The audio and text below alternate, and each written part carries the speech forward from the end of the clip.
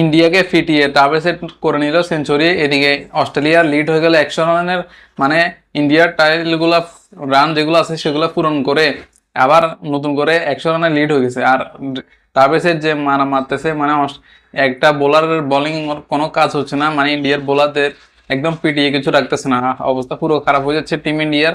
মানে double set একাই পুরো ম্যাচ মানে ঘুরে দিচ্ছে।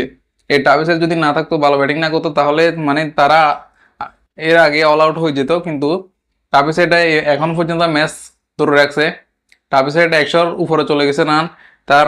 আর টোটাল রান তারা 280 রানের মতো একটা রান করে নিছে, উইকেট হারেছে 6টা।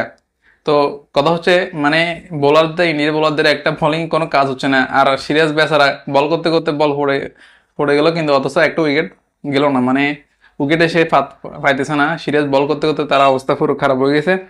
টাবে সেট 121 রান অলরেডি করে নিয়েছে, এখনো অপরাজিত আছে, আউট হয় নাই।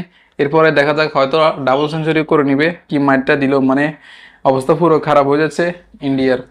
মানে তারা যেগুলো রান করছে সেগুলো ফার করে উল্টো আরও যদি 200-300 রানের একটা লিড হয়ে যায় এখন, মানে অস্ট্রেলিয়া দিয়ে দেয়, তাহলে এগুলো ফার করে আবার রানের টার্গেট দিতে ইন্ডিয়ার হয়ে যাবে অবস্থা পুরো খারাপ। আর আস্তে করে ম্যাচটা যে হেরে যাবে। আর এই ম্যাচ যদি হেরে যায় তাহলে ইন্ডিয়ার আর ডাব্লিউটিসির ফাইনাল ম্যাচ খেলা লাগবে না, ফাইনাল ম্যাচ আর খেলা লাগবে না, মানে সেমি ফাইনাল ম্যাচের স্বপ্ন শেষ হয়ে যাবে, তাদের পয়েন্ট টেবিলের নিচে নামে যাবে এই ম্যাচ যদি কোনোভাবে হেরে যায়। কারণ 5টা ম্যাচের মধ্যে 4টা ম্যাচে ইন্ডিয়া জিতে লাগবে। তো সেখানে এখন আজকে যদি হেরে যাও, ইন্ডিয়ার পুরোই খারাপ হয়ে যাবে অবস্থা। মানে যেভাবে খেলতেছেন মনে হচ্ছে ইন্ডিয়া জিততে পারবে না, অস্ট্রেলিয়ায় জিতে জিতে যাবে এই ম্যাচটা। কারণ তারা এই লেভেলের খেলা খেলতেছে। এখন প্রথম টেস্ট যে হেরে গেছিল, তো সেটার প্রতিশোধ তো উঠাতে হবে অস্ট্রেলিয়ার। আর অস্ট্রেলিয়াকে হারানোটা কি এতটাই সহজ? প্রত্যেকটা ম্যাচ কি হারানোটা এতটা সহজ? মানে 5টার মধ্যে 4টা ম্যাচ ইন্ডিয়া জিতবে, এটা আসলে অসম্ভব, এটা জিততে পারবো না। অস্ট্রেলিয়া এই ম্যাচ জিতে যাবে 100%। কারণ যেভাবে তারা খেলতেছে, টাবেসের জায়গায় তো পুরো ম্যাচ করে দিচ্ছে এখন, যেভাবে ফিটালো ওটা মানে ইন্ডিয়াকে টাবেসের অবস্থা পুরো খারাপ করে দিয়েছে। 6 মাসে 3টা, 4 মাসে 14টা, কি মাইটটা দিল। টাবেসের সেঞ্চুরিটা ছিল অসাধারণ লেভেলের।